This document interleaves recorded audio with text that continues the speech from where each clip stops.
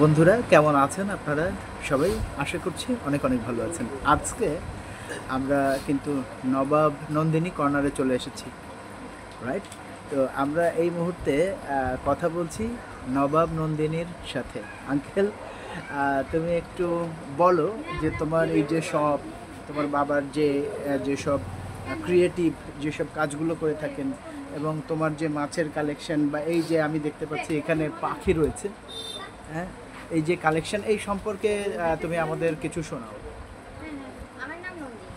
আমি বাগেরহাট শহরে নবাব নন্দিনী এক্সিট কর্নারের একজন ছোটোখাটো মালিক। আমার এই সব ছোট থেকে, আমার বাবা আমাকে ছোট থেকে বই পড়ানোর জন্য, ঘরে রেখে যাওয়ার জন্য আমি একাকিত্ব বোধ না করি, তাই সে আমাকে এই সমস্ত দিয়ে রেখে যেত। আমার ঘরে পাখি, পায়রা, এই ধরনের মাছ, কচ্ছপ ইত্যাদি অনেক কিছু আছে। যেমন এটা কি দেখেন, দেখে খেলনা মনে হচ্ছে, তাই না? না, ও খেলনা না, ও আসল। অবশ্য ওর মা মারা গেছে, কিন্তু ও এখনো দুরন্তপনা করছে। আমার বাবা আমাকে এগুলা ছোট থেকে দিয়েছে।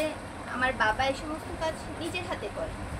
আমার দেখা আমার বাবা অনেক কিছু করেছে, যেমন ওপাশে শাওয়ার আছে আমার বাবার তৈরি, এখানে টেবিল প্লাস অ্যাকোরিয়াম আছে, এখানে বাবার তৈরি করা অ্যাকোরিয়াম আছে। বাবা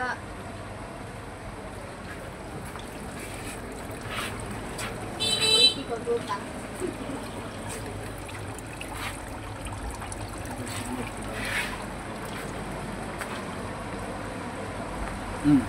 আমার বাবা আমার লাইফে একটা বেস্ট ম্যান, যাকে মানে যার সাথে আর কারো তুলনা করা কোনোভাবে সম্ভব না। আমার শখের জন্য সে করেনি এমন কোনো কিছু নাই। আমার কবুতরের শখ ছিল, বাবা কবুতর কিনে দিছে। পাখির শখ ছিল, পাখি দিছে। মাছের শখ, মাছও দিছে, প্লাস কচ্ছপও দিছে। কোনো কিছুই বাদ দিচ্ছে না। আমার খাবার খেতে হলে বাইরে যেয়ে খাবার খেতে হয়, রাত্রে খেতে পেলে দোকানে যেতে হয়, এর জন্য বাবা আমাকে একটা বড় শপও করে দিছে। আমার কোনো কিছুতে বাবা কমতি রাখে না। এরকম চলে যাচ্ছে। এই যে আমার পাখিগুলা মিঠু মিঠু নিচে ঘুরু ঘুরু করছে। আমার প্রত্যেকটা মিঠু কথা বলে, তারা মা বলে, তারা আমাকে বলে নন্দিনী বই পড়। সকালে উঠে বাবাকে বলবে নন্দিনী গুড মর্নিং, বাবা গুড মর্নিং। আমাকে বলবে নন্দিনী বই পড়। বাবা আসলে বাবার কাছে নালিশ করে, বাবা নন্দিনী বই পড়েনি। এখন আমি যদি ভাত খেতে বসি, সে আমাকে বলবে নন্দিনী খাবার খাচ্ছিস, তুই ফিশমিল খা, আমি ভাত খাই। আমার পাখি দুইটা তিনটা মারাও গেছে, তারাও একই কথা বলতো, নন্দিনী খাবি খাবি ফিশমিল খাবি, আমি ভাত খাবো, তুই ফিশমিল খাবি। তারা এমনই দুরন্ত। আমার একটা পাখি আছে, নাম হচ্ছে লজে, সে দোয়েল পাখি। সে এতটুকু যখন ছিল, আমাকে একটা বাচ্চা এনে দিয়ে বলছে, আপু দেখো গাছ থেকে পড়ে গেছে, ওকে রাখবা তুমি? আমার প্রত্যেকটা জিনিসই ছোট ছোট থেকে পোষাতো। বিশেষ করে যে পাখিগুলা ঝড় থেকে পড়ে যায়, গাছের থেকে ঝরে, তাদেরকে বেশি রাখি। এই যে আমার লজেন্স, এই যে আমার লজেন্স। এই তুই কোথায় যাচ্ছিস? এটা আমার লজেন্স। ও সব কথা শোনে। আমি চলে গেলে বা আমি না থাকলে আমাকে ডাকে। আমি যদি রাগ করি, সে আমাকে সবসময় ডাকবে। আমি যদি এসে বলি ঠিক আছে আমি রাগ করি না, সে কি খুশি। আমাদের অ্যাকোয়ারিয়াম পরিষ্কার করার সময়, না ও সতর্ক করে না, পরিষ্কার করার সময় যখন আমাদের এখানে মাছ রাখছিল, কোনো কারণবশত মাছ একটা নিচে পড়ছিল। সেই মাছটাকে নিয়ে খেয়ে যে এত খুশি হয়েছে, কেমন যেন ঈদের মার্কেট করে দিছে ওকে কেউ, এত খুশি সে। এরকম চলে যাচ্ছে, বুঝলেন? দেখো সব কিছু যেন চিড়িয়াখানার মতন।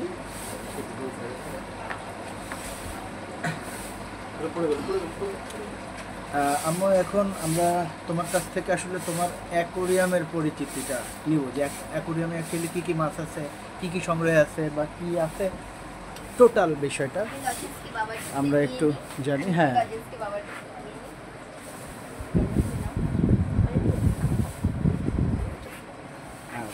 আচ্ছা, এই অ্যাকোয়ারিয়ামটা আমি যখন বাংলাদেশে বাবার সাথে প্রথম আসি, তার কয়েকদিন বাদে বাবা আমার বার্থডে গিফট হিসেবে আমাকে এই অ্যাকোয়ারিয়ামটা দেয়।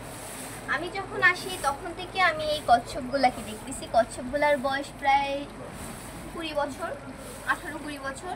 এই যে বাবুটা, ওর মার বয়স ছিল প্রায় 20 থেকে 21 বছর। ওর মা মারা গিয়েছে কয়েকদিন আগে অসুস্থ হয়ে।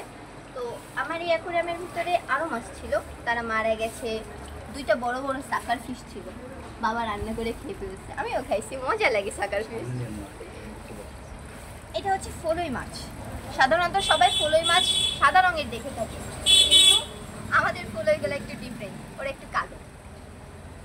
এই দুইটা হচ্ছে খলসে মাছ, আমরা অনেকেই চিনি খলসে মাছ। এইগুলো হচ্ছে চায়না পুঁটি।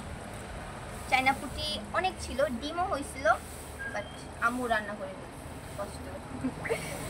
আমার এই মাছগুলো হচ্ছে আব্বু ওই যারা খাইতে করে মাছ নিয়ে যায় তাদের কাছ থেকে রাখে।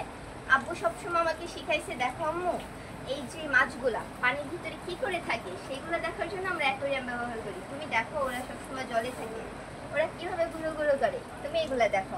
আমার বাবা আমার নেক্সট বার্থডেতে আমাকে এইটা গিফট করে। এটা আমার শাওয়ার, এটা থেকে পানি আসতেছে, পানি পড়তেছে, কেমন যেন আমি পাহাড়ে আছি, আমি এরকম একটা ফিল পাচ্ছি। দেন পরবর্তীতে যখন আমি দুইটা এখানে ফলই মাছ দেখতে পাচ্ছি। দুইটা ফলে আছে, দুইটা কচ্ছপ আছে, পুঁটি মাছ আছে অনেকগুলা।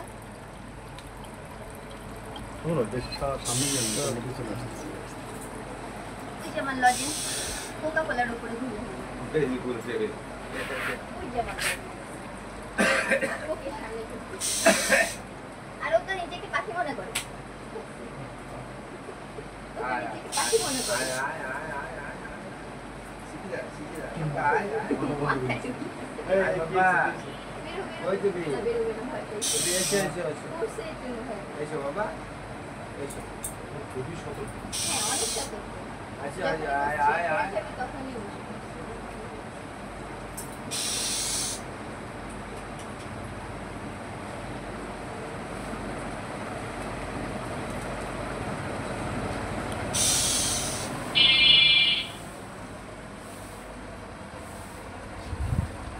ওইখানে যে বট গাছটা আছে তার বয়সই হলে 10 বছর। এটা ওই একটা এই একটা আমার জন্য বাবা বটগাছ আনছে, আপনারা কি দেখছেন? এই দেখেন, এটা গাছের গোড়া দেখা প্রায় 10 বছরের বেশি। এর গোড়া থেকে যে শিকড়গুলো বের হয়েছে এগুলা তো সত্যি অসাধারণ। গাছের গোড়াটা বনসাই। মানুষের তৈরি হয়েছে। তো এখানেও আছে বন্ধুরা কেমন কচ্ছপ, লাগলো আমাদের কচ্ছপের আজকের, baby। এখানেও একটা আছে রাইট হ্যাঁ বাবা সেই বনসাই। এই শুনতে দেখা যায় গাছের গোড়া। এটা বনসাই। তো বন্ধুরা কেমন লাগলো আমাদের আজকের এই ভিডিওটি অবশ্যই কমেন্টসের মাধ্যমে জানাতে ভুলবেন না। ভালো লাগলে আমাদের চ্যানেলটি সাবস্ক্রাইব করে আমাদের পাশে থাকুন। If you are new in my channel please subscribe my channel and support me. Thanks for watching this video. दोस्तों अगर आप हमारे चैनल पर नए हैं तो प्लीज़ सब्सक्राइब कीजिए, कमेंट डालिए और हमारे साथ बने रहिए।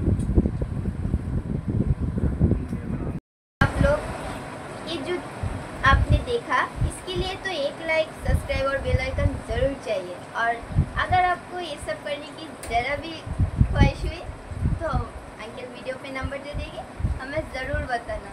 मैं यहाँ से नहीं जाके बना सकती हूँ, पापा भी नहीं जा सकती है, उसके बाद भी बोलना, पापा ज़रूर बोल देगी कैसे बनानी है। ओके, इसके लिए लाइक तो बनना ही चाहिए। बाय অসংখ্য एवरीवन। ধন্যবাদ, অসংখ্য ধন্যবাদ। আমাদের আসলে অনেক ভালো লাগলো। তোমার এই যে কালেকশন, তোমার বাবা তোমাকে যে গিফট করেছে